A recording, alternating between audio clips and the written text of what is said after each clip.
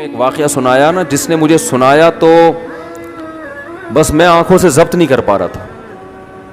حضرت مولانا طارق جمیل صاحب کا واقعہ ہے. ایک شخص آیا مجھ سے ملنے کے لیے, خواجہ سرا ہے. میں تو پہلی دفعہ زندگی میں کوئی خواجہ سرا مجھ سے ملا. میں سمجھا کہ پراپر آدمی, اتنی بڑی اس کی داڑھی اور رنگ ماشاءاللہ بڑی مردانہ وجہ. لیکن جب بات چیت کا انداز ہوتا ہے تھوڑا سا, وہ ایٹیٹیوڈ سے اندازہ ہو گیا کہ یہ مکمل مرد نہیں ہے. تو اس نے مجھے خود بتا دیا میں خواجہ سرا ہوں. میں نے کہا بھائی ہم سے ملنے کے لیے کیسے آیا آپ, اتنی بڑی داڑھی آپ کی. اس نے اپنا جو واقعہ سنایا نا, میں 3 دفعہ وہ واقعہ سناتے ہوئے رویا ہوں. اور جب وہ سنا رہا تھا اس وقت میرے آنکھوں سے آنسو نکل رہے تھے.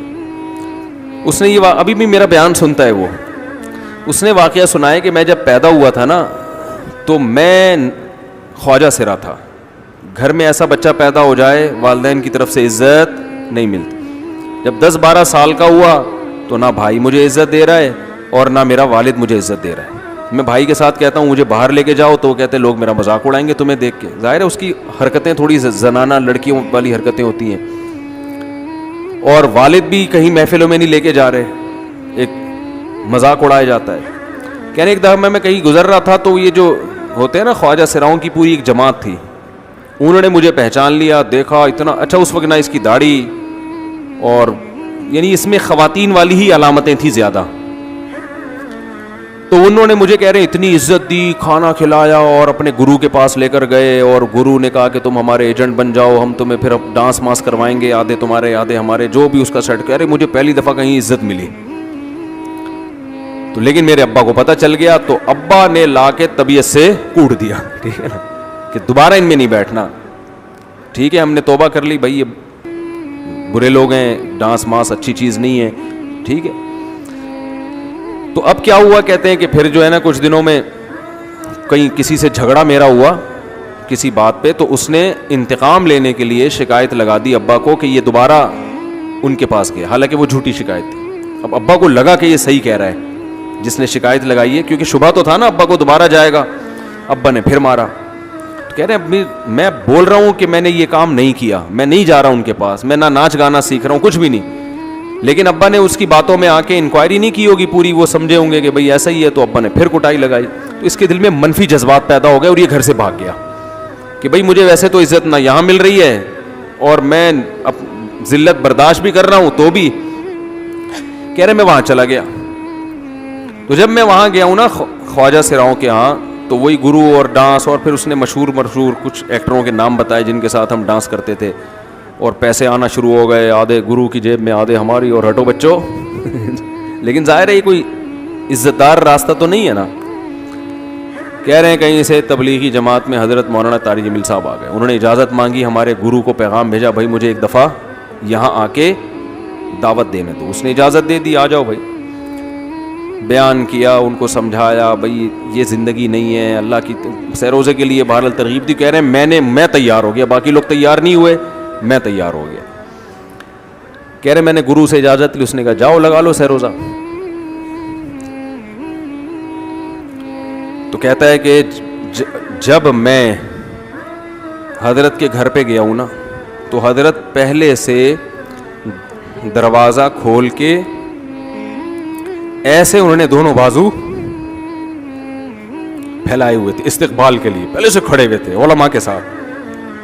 کہتے اتنے مشہور آدمی, اتنی بڑی سیلیبریٹی, اور اتنے بڑے بڑے علماء, ان کی پگڑیاں, ان کے اتنا خوبصورت لباس, جو خود عزت دار لوگ ہیں. کہہ رہے ایسے جو ہے نا میرے استقبال کے لیے دونوں بازو پھیلا کر کھڑے ہوئے ہیں, اور ایسے مجھے بیٹا بنا کے نا اپنے سینے سے لگایا کہ تو میرا بیٹا ہے. کہہ رہے خدا کی قسم مجھے زندگی میں پہلی مرتبہ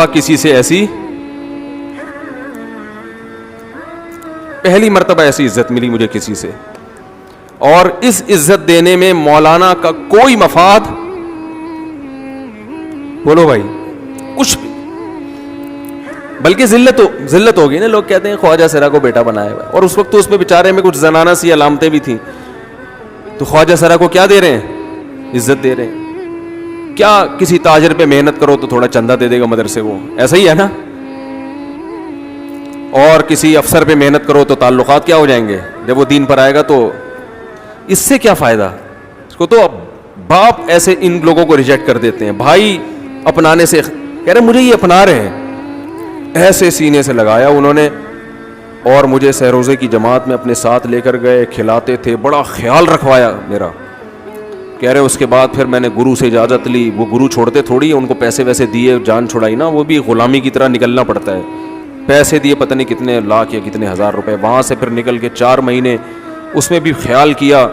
تو پھر تبلیغ کے بزرگوں سے ملا, پھر انہوں نے پورا مجھے بتایا کہ بھائی تم یہ علاج کرو تاکہ تمہارے اندر یہ زنانہ علامتیں ختم ہو. تو وہ علاج کر رہا تھا ماشاءاللہ, اس انجیکشن لگے, انجیکشن میں ڈاکٹروں کی بھی مدد کروائی. یہ ایسی این جی او ہے میرے بھائی جس کو کوئی بھی این جی او نہیں کہتا, نہ ان کے کوئی اشتہار آ رہے ہیں. کتنے لاکھوں لوگوں کو اس طرح سے یہ لے کر بھی آئے اور ان کے مسائل بھی حل کیے, مگر نہ کوئی ویڈیو بن رہی ہے, نہ کوئی اشتہار آ رہا ہے. یہ تو اس نے خود مجھے بتا دیا نا, اس نے کہا ایسے سینکڑوں لوگوں کے ساتھ ہوا ہے. تو اس کی ماشاءاللہ اب داڑھی نکل گئی. اس نے کہا آہستہ آہستہ میں اللہ سے امید ہے کہ مکمل مرد بن جاؤں گا میں. تو یہ ہے وہ دعوت جس میں آپ کا کوئی مفاد بولو نہیں.